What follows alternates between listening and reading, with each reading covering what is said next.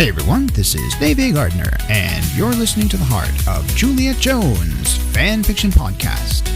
This is part 33 of Chasing a Dream, based on the vintage daily comic strip called The Heart of Juliet Jones, with characters and stories originally written by Elliot Kaplan and Stan Drake in 1961. And speaking of characters, here's one now. She's protagonist number 2, goes by the name Eve Jones, and just happens to be the beautiful and esteemed co-host of this podcast. Is there anything else you can tell us about yourself, Eve? Wow, thanks, Dave. That was quite the introduction. Something about myself. Let me think. Well, I love my family, Julie and Pops, more than anything in the world. I'm also a very type A personality, someone who chases dreams and purpose, all the while making a huge difference in this world, if I can.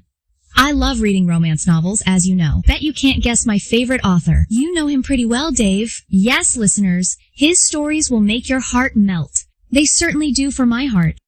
Why, thank you, Eve. That's very kind of you. Why don't you fill us in on what happened in the last episode?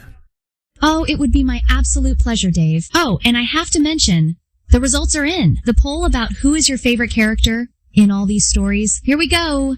Number 3 with 5 votes, my friend, Deirdre. Holy crap. Wow. Sorry about that expletive, Dave.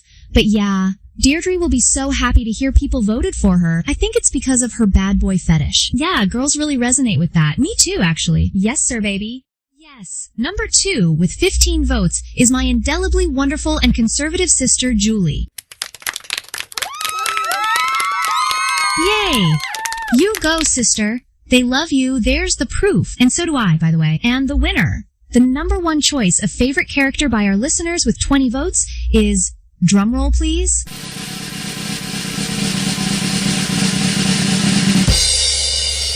oh no way, it's me.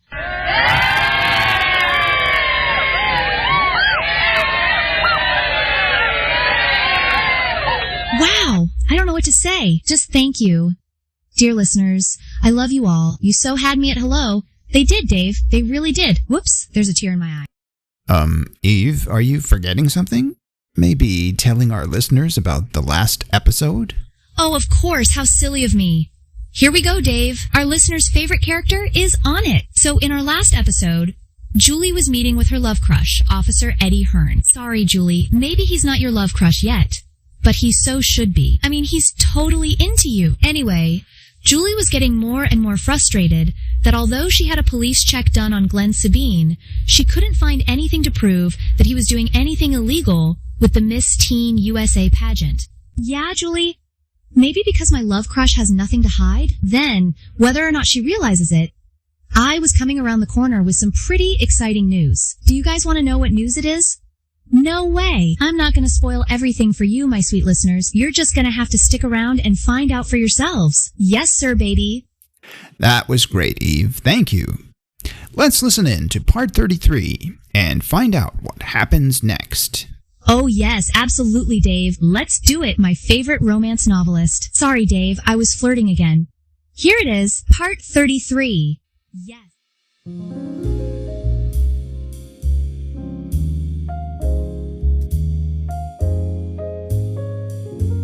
Julie stood merely centimeters from Eddie's charming grin that was seeping into every pore of her skin, trickling into blood vessels that led to the heart of Juliet Jones. When it arrived, it settled there happily, building a tiny campfire that sent heat to other undisclosed locations of her body. She had accepted his invitation to dinner in 2 weeks' time. With her schedule filled lock, stock, and barrel with mayoral duties that couldn't possibly be put off another moment, she had originally declined. Was it his charm, his candor, his extremely dry wit like a glass of Bordeaux? She had to say yes, or regret it. She knew it. He knew it. And he said he could wait until she was freed up. So her final answer came easy. There could have been a touch, a kiss, something, anything. The current of attraction that ran between them had become in less than 60 seconds a palpable thing. She was seeing Eddie in a new light now. She could tell that he could feel it too.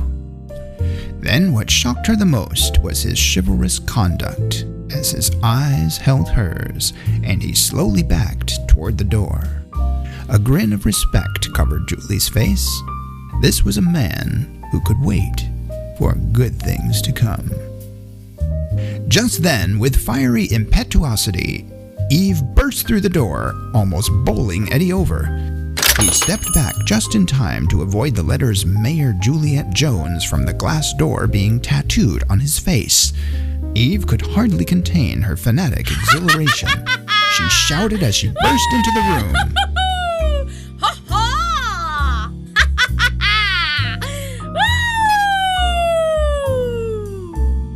Julie!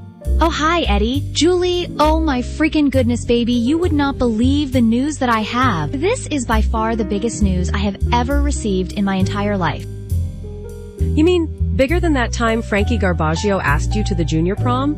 I forgot if you said yes or not. No, shut up a second. It's way bigger than that. I mean, he didn't really ask me, per se. He begged me. But this news? It's huge! It really should be front page news on every newspaper in Devon, even though I know there's only one newspaper in Devon. So here it is. I'm going! I can't believe I'm actually going. That's Eve's shorthand, Eddie. I'm supposed to automatically guess where she's going, why, and for how long. In truth, Juliet had no clue what was coming. Whenever Eve said, "I'm going," with such wild hysteria, it could mean any number of things completely inconsequential, or, to give her the benefit of the doubt, less than 0.00001% of the time, it was something as urgent as her body language currently suggested. I'm so excited, Julie. I'm going to New York to be a finalist in the Miss Teenager contest. I'm going to be in the running for Miss Teen USA. I mean, Julie, holy effing crap. I mean, wow. Sorry, Dave. But yeah, isn't that just unbelievable? And for 2 weeks. Any more questions?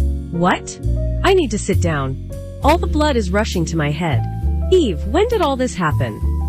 Just today, silly.